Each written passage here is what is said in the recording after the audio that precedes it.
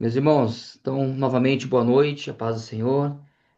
Rogamos a Deus aí que a graça dele esteja repousada sobre nós mais uma noite para podermos aí iniciar os nossos estudos. Hoje nós vamos falar, iniciando na página 117, falando sobre a canonicidade bíblica, né? O que que é isso? Aonde que a gente ver isso, né? O que que isso interfere para nós. Então nós vamos dar uma olhada, debruçar um pouco sobre isso hoje. Então eu fiz aqui algumas anotações para nós iniciarmos. Na semana passada nós finalizamos sobre a autoridade bíblica, né? Falamos sobre a autoridade bíblica, falamos sobre a inerrância da Bíblia, os seus princípios, e assim finalizamos aí essa matéria semana passada. E hoje nós vamos então entrar na matéria aí 6 da apostila, né? No tópico 6 desta matéria de bibliologia, que nós estamos aí já prestes a encerrar essa matéria. Eu acho que mais essa semana e a outra a gente já finaliza essa parte de bibliologia, né? Então nós estamos aí partindo para as últimas aulas de bibliologia e logo eu vou estar colocando no grupo aí então o dia da nossa prova, tá bom? Sempre tenho avisado, né, para os irmãos aí fazerem os exercícios, estarem atentos, que isso vai auxiliar vocês aí nas notas. A canonicidade bíblica, né? Então vamos lá. Canonicidade bíblica, né? Vem da palavra canon, né? O canon, que é uma palavra latina, que ela tem uma origem latina e significa linha de medir, né? Tá aí na sua apostila isso. Linha de medir, regra, vara, né? Que significa também que deriva também da palavra grega, né? Que também traz o significado sobre vara, régua de medir, né? Então, referente às escrituras, né? Quando se fala aí de canonicidade bíblica, referente às escrituras, ela também tem o significado de lista de livros. Então, a gente é, também deve estar aí na apostila isso, tá? Ó. Tá aí na sua apostila aí no segundo parágrafo, né? Ela também se refere aí à lista de livros, né? Que livros esses? Os livros aceitos, né? Não são todos os livros. Então, quando fala de canonicidade, né? De cânon bíblico, né? Canonicidade bíblica, a gente está se referindo, né? Estão se referindo à lista de livros que foram aceitas, né? Aceitas de que forma? Como nós vimos lá já atrás, né? Aceitas como inspiração divina, né? Então, quando se fala sobre canonicidade bíblica, nós estamos se referindo a uma lista de livros, né, que já foram aceitas pelos pais da igreja, pela igreja, como livros canônicos, né? Livros a qual se viu, se entendeu que havia inspiração bíblica, inspiração divina, né? Então, nós se referimos a esses livros. E quando se fala então de, de canonicidade bíblica, nós podemos entender então, ou dividimos isso, né? Em duas, pelo menos duas partes, que é Antigo Testamento, né? E o Novo Testamento. Então, no Antigo Testamento, o cânon do Antigo Testamento tem as suas características, tem também os livros apócrifos que entram para poder aí falar um pouco sobre isso. Então, hoje nós vamos estar dando uma olhada sobre essas verdades.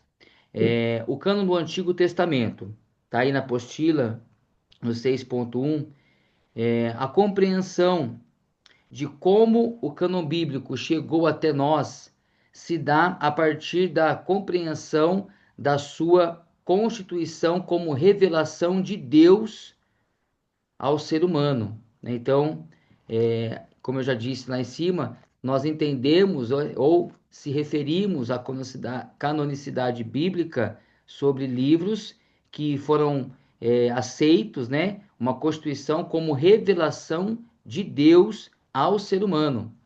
Essa revelação, ela recebe então, né, uma comunicação inicial entre o povo, que é aquela comunicação boca a boca, né? Então, essa revelação, ela teve início, né, antes dos escritos originais, ela teve então o início boca a boca. Isso aí eu acho que não está na apostila, eu trouxe aqui para agregar no nosso conhecimento. Assim, nós entendemos, né, e sabemos que forma, então, a partir daí se forma o cânon, aonde se dá uma forma gradual, havendo em seu início a transmissão oral. Então, iniciou-se primeiro falando da palavra de Deus, né? Então, os profetas, os escritores, eles começavam a recitar, a falar. Então, percebe-se ou perceberam que isso poderia perder-se facilmente. Então, daí nasce o cânon bíblico, né? A canonicidade bíblica, onde eles começam então a colocar isso de forma escrita, né? Como nós vimos lá também no comecinho de biologia sobre o papiro, né? Sobre essas formas aí de escrita. Então, o passo seguinte após o oral, né, foi o registro escrito desse conteúdo de revelação, e isso se inicia, né, ou deu início a partir de Moisés.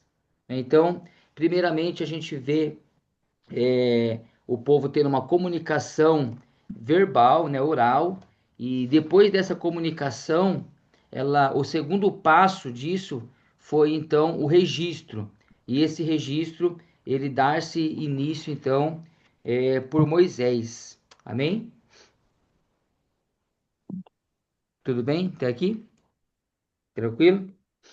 Então, olhando aí para a apostila, né? é, na nossa apostila aí, nós temos o seguinte, ó, o desenvolvimento do cânon hebraico é um longo processo. No próprio Antigo Testamento encontramos os primeiros passos para a formação do cânon, dando início, como eu disse, em Moisés, né? O registro está lá em Êxodo 21. Temos uma coleção jurídica que recebeu o poder normativo. Deus ordena a Moisés que a apresente ao povo. Então aqui a gente vê então o início desses registros. Muitos testemunhos demonstram que no decurso da história de Israel, a lei mosaica foi muito considerada a regra divina de fé e da vida. O ponto de partida para a formação do cânon foi a Torá, né? Então a gente, mais uma vez aí, dando a entender aquilo que eu já falei aqui, né? Que se dá por Moisés, né? A partir de Moisés. A gente vê isso no Pentateuco, né? Então, ela, esse cânon, a formação inicia-se ali na Torá, né? No Pentateuco. A Torá foi a primeira a receber a autoridade canônica. Os próprios autores sagrados não tinham consciência de que os livros, né, que eles estavam produzindo algum dia seria parte de uma coleção reverenciada como sagrada e canônica. Isso não significa que não tinham consciência da inspiração divina das suas obras. Então, eu acho que eu já mencionei aqui também, irmãos, em algum momento da aula, que certamente, né, esses escritores, eles não tinham, desculpa, acho que tá tudo bem aí, não? Tá tranquilo? É que surgiu um negócio aqui na tela, achei que tivesse sido para vocês também. Então a gente vê, né, que ao decorrer de toda a história desses 1.600 anos que a Bíblia levou para ser escrita, com cerca de 40 autores, né, ao todo. Então a gente vê que muitas das vezes esses autores, esses irmãos, esses profetas, esses reis, o boiadeiro, o pescador, ele talvez não tinha noção daquilo que ele estava escrevendo em questão de longitude, né, da onde poderia chegar, de impacto social. Eles tinham a plena consciência de que eles estavam sendo inspirados por Deus, escrevendo, né, algo sobre aquilo que o Espírito Santo dava a eles. Eles não tinham dúvida disso, mas certamente eles, né, algum deles ou a sua maioria, não fazia ideia da dimensão de onde isso chegaria, né? Então é interessante a gente pensar sobre isso, né? Então vamos lá para a nossa apostila. Aqui nós estamos aí, para quem entrou agora na aula aí, tô vendo que tem gente chegando agora, na página 117, nós estamos aí falando sobre a canonicidade bíblica, amém? Agora nós estamos indo para o item 6.1.1, que é algumas características, né, do cânon do Antigo Testamento. O cânon do hebraico é dividido em três partes, né? Então, muita gente tem ciência disso, né? Alguns não, mas esse cânon do Antigo Testamento, ele é dividido, então, em lei, profetas e escritos, né? A lei foi a primeira a receber autoridade canônica e, em seguida, os profetas anteriores e posteriores. O arranjo dos livros do Antigo Testamento hebraico é diferente, pois se constitui de 24 livros, mas são exatamente os mesmos livros do nosso Antigo Testamento. É que eles estão arranjados de forma diferente no cânon judaico, né? Os 12 profetas menores constituem um só livro. Olha só que interessante, né? Diferente do nosso. E da mesma forma, os dois livros de Samuel, dos reis, de Crônicas, Esdras, Neemias, que na sua totalidade somam 24 livros. Então, quando a gente olha, né, aqui para esta canonicidade do Antigo Testamento, olhando aí para o povo hebreu, né, para a Torá, a gente vê um pouco diferente aí a formação bíblica disso. Eles contêm os mesmos livros, tá, irmão, que contém na nossa Bíblia, tá? Não tem diferença, só está dividido de forma diferente, né? Então eles somam 24 livros, diferente de nós, né? Da nossa Bíblia. A nossa Bíblia, os irmãos lembram, o Antigo Testamento, ele é composto por 39 livros, né? E 27 livros no Novo Testamento. Então, quando a gente olha aí para algumas características do Antigo Testamento, na sua canonicidade, a gente vê essa diferença. Lá, se você pegar uma Bíblia lá do original, você vai ver que só tem 24 livros do Antigo Testamento. E nenhum deles foi tirado, mas foi agrupado de uma forma diferente, ok? Né? Então eles, por exemplo, os profetas, né? Os profetas menores, eles constituem um único livro, né? Então é diferente do nosso, né? Que tem cada profeta menor tem o seu livro. Então eles fazem um agrupamento diferente do nosso.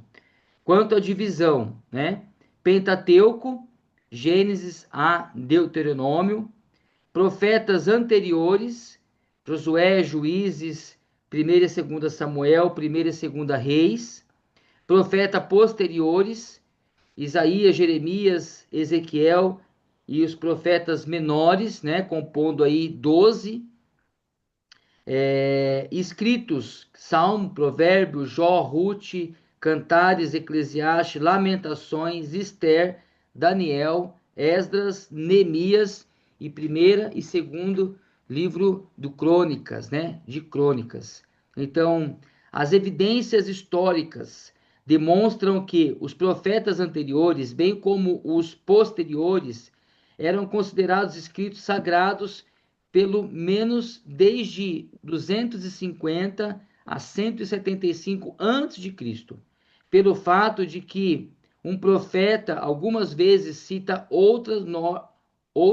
cita outro, um profeta cita outro, tornando-se claro que atribuíam autoridade aos seus precessores, né? Então a gente vê aí os próprios profetas, né, dando ou trazendo autoridade nas suas falas sobre os profetas, né, anteriores, a respeito das suas falas. Então aí a gente já vê então algumas margens, né, ou apontamentos aí, características para a canonicidade no Antigo Testamento. No tempo de Esdras, nem todos os livros do Antigo Testamento tinham sido escritos. É provável que uma parte considerável do cânon do Antigo Testamento foi reunido por Esdras e Neemias. O historiador judeu Flávio Joséfo afirmou que no tempo de Artaxerxes havia livros disputados do Antigo Testamento e as pessoas não sabiam onde traçar a linha divisória no tocante à tradição profética autêntica. Lado a lado com os escritos sagrados, diversos outros livros haviam sido escritos.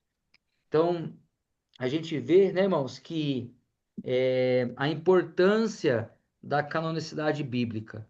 Nesse momento da história, né, dos escritos do Antigo Testamento, muitos historiadores, inclusive Flávio Joséfo, eles deixam a entender para nós, deixa claro que surgiram também muitos outros livros, né?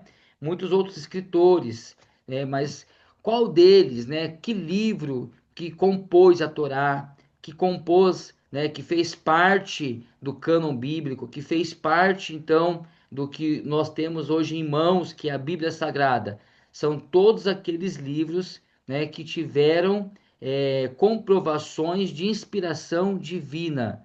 Então, se tivesse alguma dúvida, se tivesse algum apontamento que não condizia com uma inspiração divina, esse livro não entrou no cânon bíblico, ok? Tudo bem? Ponto 4. A expressão disse o Senhor a Moisés aparece mais de 75 vezes somente no livro do Êxodo, o que indica que essas verdades estão alicerçadas sobre a vontade de Deus. A lista mais antiga das escrituras canônicas do Antigo Testamento ainda existe e é de cerca de 170 depois de Cristo, feita por um estudioso cristão chamado Melito de Sardes, que viajou para a Palestina a fim de determinar a ordem e o número dos livros bíblicos hebraicos. O cano do Antigo Testamento foi definitivamente fechado, como hoje o aceitamos, o Sínodo de Jamina no ano de 90 depois de Cristo. Dentre esses livros canônicos, os que mais sofreram rejeição fora o Eclesiastes, Cantares dos Cânticos, o Cântico dos Cânticos. Mesmo após esse sínodo, alguns rabinos não queriam aceitar o livro de Esther, pelo fato de não mencionar o nome de Deus nenhuma vez sequer, né? Então, a gente vê mais uma vez aqui, né, irmão, como nós temos falado, a intervenção divina sobre a escrita, a intervenção divina sobre a palavra de Deus inspirada. A gente olhando para esses estudos, né, eles tiveram dificuldades de aceitar, mas nós vemos como que Deus interviu, né, e permitiu que chegasse até nós, por exemplo, como é importante para nós o livro de Eclesiastes, né, e toda a Bíblia. Como nós vimos aqui em algumas aulas passadas, todos os livros da Bíblia apontam para Cristo, inclusive o livro de Esther, que não menciona o nome de Deus durante todo o livro, mas nós encontramos ali, né, o apontamento da pessoa de Cristo. Então, toda a Bíblia, a palavra de Deus, ela é toda centrada em Cristo.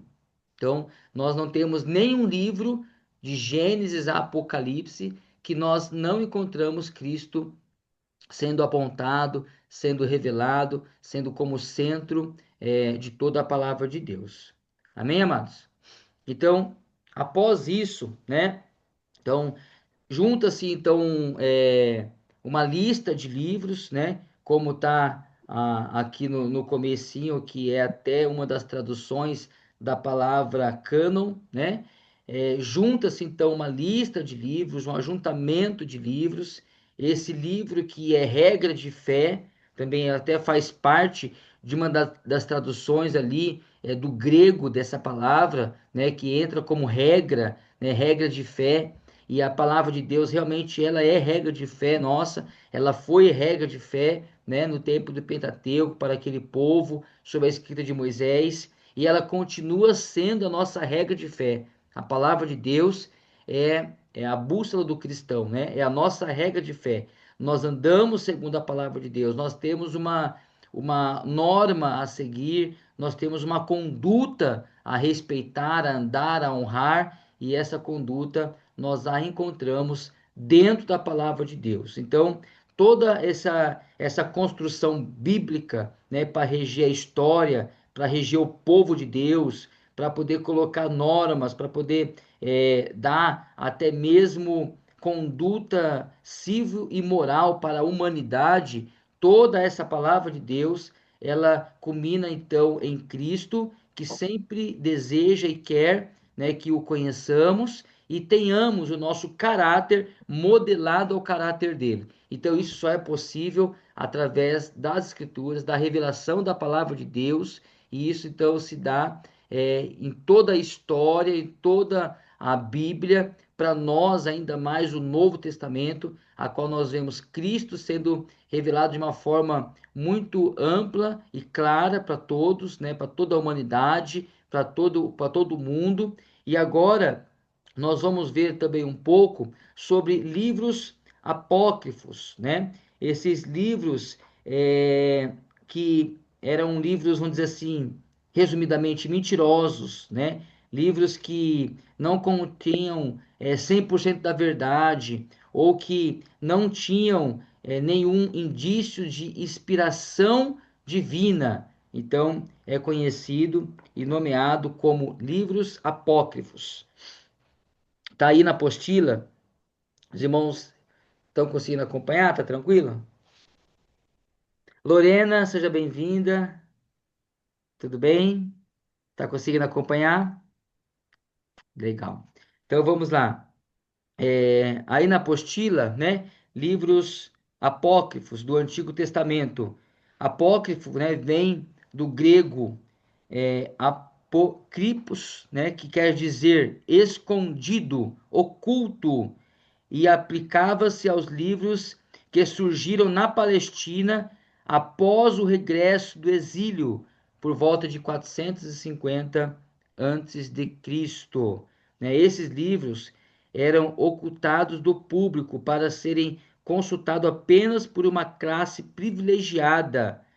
Com o tempo, esta designação foi aplicada aos livros que tinham um aspecto bíblico ou religioso, mas cuja autoridade era questionada. Então esses livros, eles primeiramente, né, ele foi reservado a uma certa classe de pessoas, não era aberta para todos, não estava exposta, mas eles então foram sujeitos, né, ali a avaliações. Então essa sujeição de avaliação não tinha, né, autoridade sobre essas palavras. Então, a autoridade dessas escritas foi questionada, né, por alguns motivos, por alguma forma de se portar, pela forma da escrita, né, essas palavras, esses escritos foram ali questionadas a sua autoridade. Então, por isso que não entrou no cânon bíblico e é conhecido como livros apócrifos.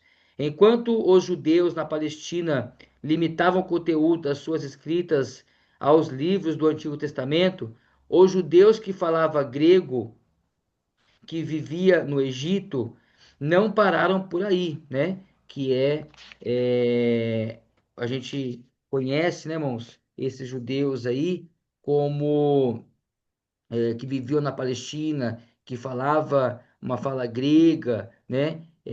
Os judeus helenistas, amém? O judaísmo helenista, né? Era aqueles que tinham a fala grega, né? Eles não falavam agora o grego e viviam a sua maior parte ali na Palestina. Deixa eu ver aqui aonde nós paramos. No Egito, não pararam por aí. Entre eles apareceu um grupo grande de livros religiosos que foram traduzidos juntamente com os canônicos e associados aos mesmos através da Septuaginta. A maior parte desses livros foi escrito em um período de perturbação nacional e luta entre volta do exílio e a destruição de Jerusalém e refletem a inquietação e o espírito insatisfeito dos judeus que estavam ainda a sonhar com um Estado independente. Os livros apócrifos espalharam-se através da Bíblia grega, a Septuaginta, para a Bíblia latina. Eles passaram naturalmente para a tradução alemã, inglesa, feita a Bíblia então latina. Os irmãos que porventura perderam aí uma das as primeiras aulas sobre bibliologia, é bom vocês darem uma olhada depois lá, que vai falar um pouco melhor sobre isso, né? Nós falamos já em algumas aulas aí sobre essa tradução, né? Alemã, inglesa, a Bíblia latina, sobre a Septuaginta. E nesse momento, né, da Septuaginta, nós vimos, né, que houve o acréscimo desses livros apócrifos, né? Dando, por exemplo, a Vulgata, né? A tradução Vulgata, que hoje é a Bíblia usada pelo catolicismo, a qual contém os livros apócrifos. Então, isso foi inserido no momento da tradução, ok, queridos?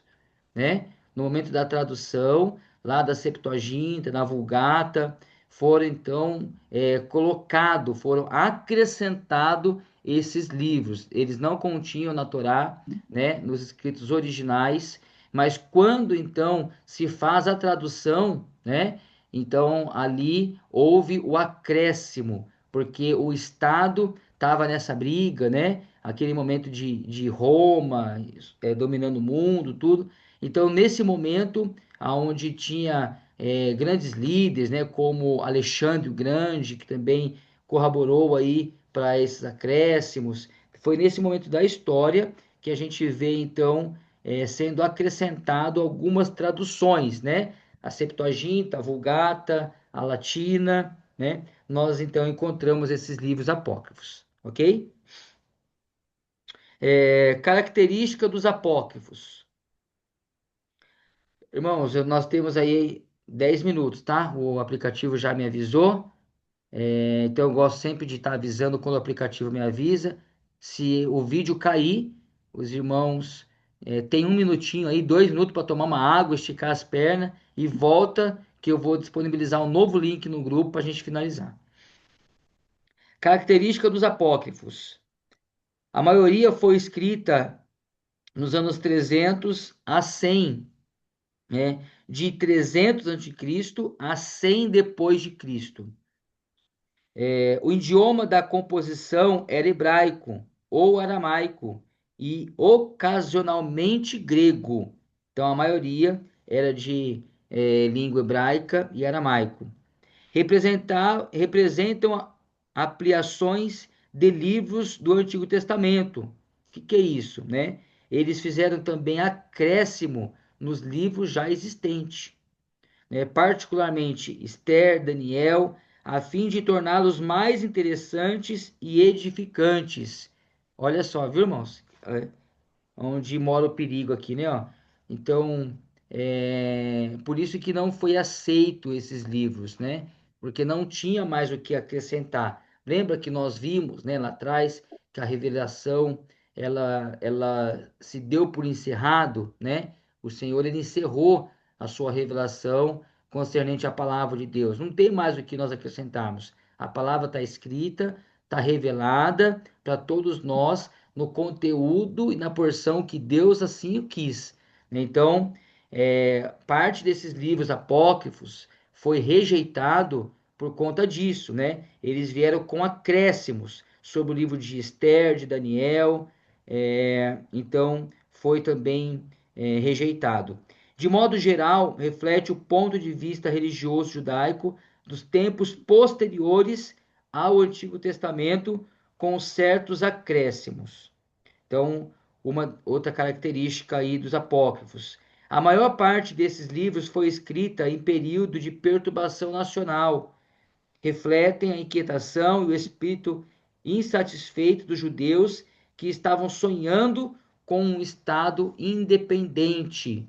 Então, percebeu, né, irmão, nessas escritas que tinha muita influência do estado que o povo estava vivendo, né? Um momento de inquietação, a nação inquieta, né? Os judeus aí sonhando com a independência da sua nação. Então a gente vê esse momento também desses livros apócrifos, né? Segundo, gênero literário dos livros apócrifos, históricos, né? Primeiro de Esther, primeiro e segundo de Macabeus, apocalíptico, o livro de Enoque, a Assunção de Moisés, segunda de Baruque, segunda de Esdras, romance, Tobias, Judite, o, o resto de Esther, né, que é o acréscimo, história de Susana, e Bel e o dragão, e a adição espúria ao livro de Daniel, né, como a gente estava falando aqui. Ó. Filosofia, sabedoria de Salomão e Eclesiastes, Salmos, oração de Azarias e doutrina, epístolas de Jeremias. Né? Característica doutrinária dos livros apócrifos. Então, isso que eu citei aí, irmãos, é gênero literário, tá? Desses livros aí. Agora, as características doutrinárias. Sincretismo oriental. Olha só, né? Então, percebe-se, né? Ou percebeu naqueles judeus, né? Aqueles grandes homens que fizeram então essa avaliação, que eles estavam pendendo para um sincretismo oriental, por conta de tudo, como eu já disse, contexto social que eles viviam, né? Sobre o momento da história. Então, tinha muita influência na escrita esse sincretismo oriental. Outra característica de doutrina dos apócrifos é o legalismo, né? Então, se percebeu e se identificou muito legalismo nas suas escritas, crença em milagres e no sobrenatural, crença em anjos, nos demônios e no além, crença em magia e feitiçaria.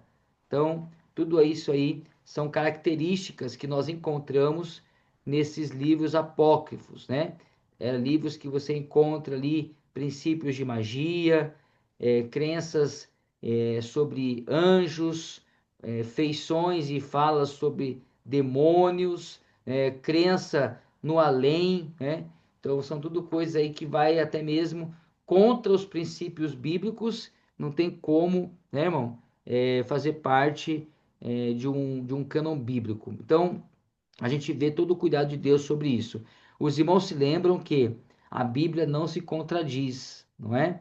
A Bíblia é um livro excepcional, escrito por Deus, que não precisa de revisão humana.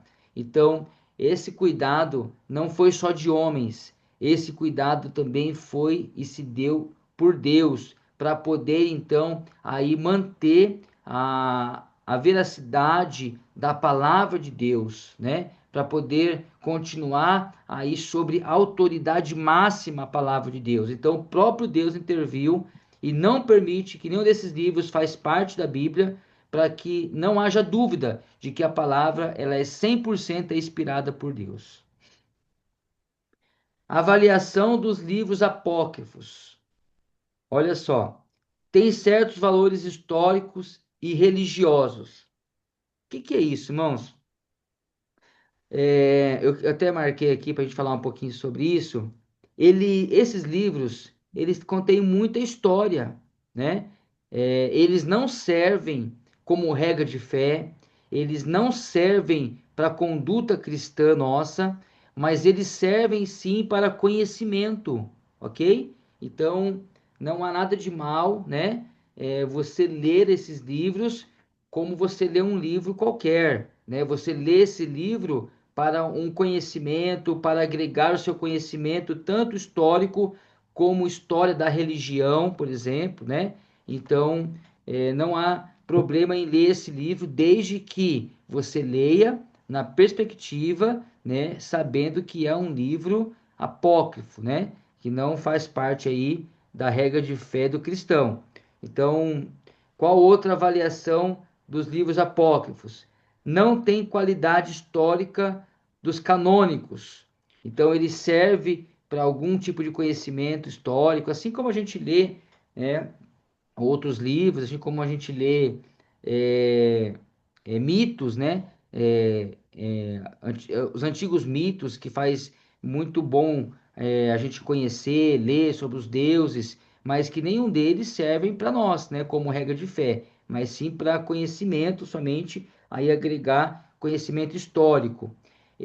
Mas aqui a gente vê que eles não têm qualidade canônica, né? Eles têm uma certa traz um certo conhecimento histórico, mas não tem autoridade canônica. Não tem qualidade ética dos canônicos. Né? Faltava-se muita ética nessas escritas. Se os irmãos tiverem a curiosidade de ler, né, você vai ver que alguns desses livros parece até mesmo uma escrita de novela. Né? Não tem qualidade teológica dos canônicos. Né? Não tinha um nível de teologia a qual podia se admirar. Não tinha qualidade espiritual dos canônicos. Então, foram essas avaliações feitas aí dos livros apócrifos. Agora nós temos aí a lista dos livros apócrifos do Antigo Testamento, ok? Nós temos aí a lista de todos esses livros apócrifos do Antigo Testamento. Eu vou falando aqui, irmãos, mas o aplicativo vai derrubar o vídeo, tá? Então, lembrando aí, derrubou, os irmãos aí dá uma respirada e eu já volto aqui com um novo link. Então, lista desses apócrifos.